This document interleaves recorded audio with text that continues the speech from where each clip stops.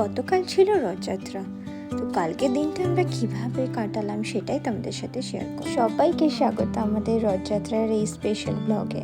সকালবেলা তাড়াতাড়ি উঠে স্নান করে রেডি হয়ে তারপর আমরা পুজোর কাজ গোছাচ্ছিলাম। এই ধুনোটা ধরাতে আমার 20 মিনিট সময় লেগে গেছে। বর্ষাকালে নারকেলের ছোবড়াগুলো এত ভিজে থাকে ঠিকমতো ধরতেই চাই না। দেখো ওখানে আমি একটা ক্যান্ডেল জ্বালাচ্ছি, এটা আমি নিজে বানিয়েছি। পুজো সেরে ভাতটা চাপিয়ে বাকি কাটাকুটিগুলো করে রান্নাটা এবার বসিয়ে নিলাম।